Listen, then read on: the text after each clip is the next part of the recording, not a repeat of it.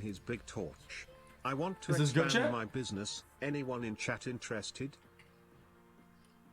Human Extinction.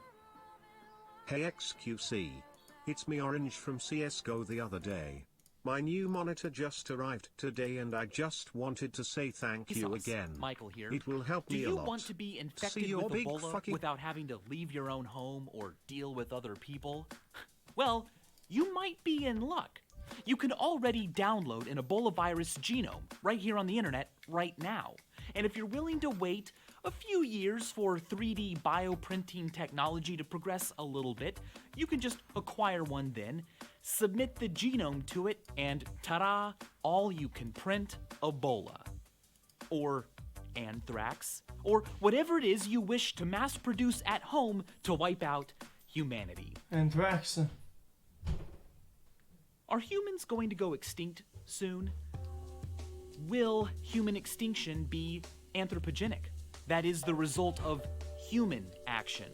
Or will it be one of the good old-fashioned kinds of extinction Earth's history knows pretty well? The Global Catastrophic Risks Survey, issued by Oxford University's Future of Humanity Institute, placed our risk of extinction before the year 2100 at 19%. Now you might be thinking, whatever, blah That's pretty blah high. Armageddon, it'll be okay. Humans are too smart to go extinct. Maybe you're right, but it's difficult to predict the distant future with a lot of certainty. What's really cool though, is that if you embrace that uncertainty, a simple argument can show that human extinction soon is actually more probable. It's called the doomsday argument. Imagine a giant urn that contains either 10 balls numbered 1 to 10 or a million balls numbered 1 to a million. Now you don't know which is the case, Doomsday. but you are allowed to pull out one ball. You go ahead and do that, and it is ball number 4. That's pretty strong evidence in favor of the 10-ball condition, because drawing a 4 from a set of 1 through 10 It's is a 1 out of 10. 1 in 10 chance. I'm But so drawing smart. 4 from a million different numbers is a 1 in a million chance. By analogy, you are also a numbered ball. You are a human who knows approximately what your birth number is. It's probably somewhere around 100 billion. That's how many other humans I were get it. most likely born before you were. Importantly, you didn't get to decide which birth number you would have. So, just like the number 4 ball, you are a random sample from the set of all humans who will ever live. The doomsday argument points out that from 200 billion people, there's a 50% chance that a randomly chosen person, like you, would be born in the first 100 billion. Whereas if there will be 10 trillion humans, there's only This makes a sense, Jack. 1% chance I that think. any given human, say you, would happen to be born within the first 100 billion. Either you are special and lucky to be born so improbably early in the story of humanity, or your birth number is to be expected, because there will not be tens of trillions of humans. Human extinction will be sooner rather than later. But before you become too convinced that the Boom. end is nigh, keep in mind that the doomsday argument is not uncontroversial. One problem it might have is a reference class problem.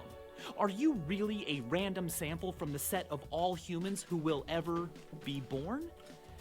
Well, if you believe that in the not-so-distant future, humans will be quite different than they are It's the today. Alvarez is For Doomer. instance, they'll be full of more 3D printed organs. The mere fact that right now there aren't very many humans with that trait could be evidence that you aren't a random sample from the set of all humans, just from the set of all humans like you. Okay, like this ain't too dank now, those chat. around you, those born earlier in human history. Also, the doomsday argument doesn't consider the likelihoods of actual threats or human advantages over those threats in the future. It just assumes that we don't know which way the balance will lie. that human extinction soon and human extinction later are equally likely. But maybe you don't believe that. Maybe you are convinced that human ingenuity will always stay one step ahead of any extinction event thrown at it. Right. You could be right. But there's reason to doubt that optimism. For example, Okay, chat, I'm done with the this video. Fermi paradox. Chat, I'm ADHD. I'm done with this video today. I'm done with it. Next. You need my money more than I do. Chat, I'm done with it. I'm done with it. Get mad at me. I'm sorry. This is a kill, classic from finish it. back in the day. finish Short it. video. Man. Hey, Vsauce.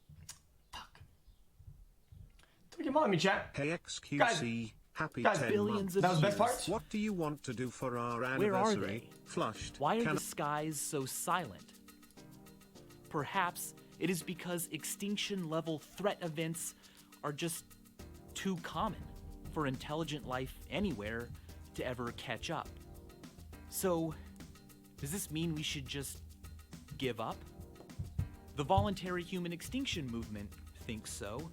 Founded in 1991, its supporters believe that humans are a negative influence on Earth and always will be. Thus, we have a moral obligation to just stop reproducing right now and fade away. Okay, whoa. But what Okay, would dude. a computer do? In a way, that's kind of what Tom Seven did. He created a program that plays video games. The program came up with novel techniques and strategies for playing games and even exploited glitches humans didn't know about, or at least hadn't told it about. He also had the program play other games, like Tetris, which I think is relevant to our question. The computer struggled to figure out what to do.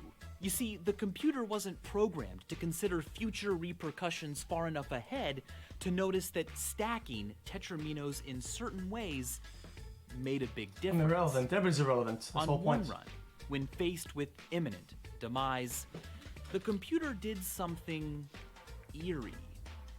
Rather than lose and receive a game over, it just paused the game. Forever. Tom Seven describes the computer's reasoning like this: the only winning move is to not play. And that's right. If you pause a Fuck, game Lord. forever, you will never lose that game. But you'll also never win that game or achieve a high score. Now, we might not know what achieving a sentient life high score in this universe means, or whether or not we're capable of achieving one.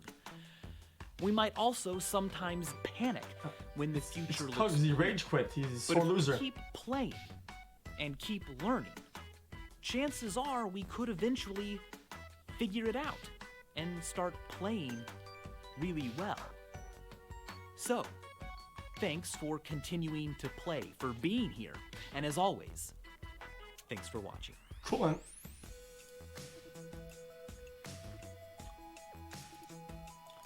Okay, the ending was good. Hi PVC Guys, wide people. the middle happy. part of the video chat, it got me sleepy, okay?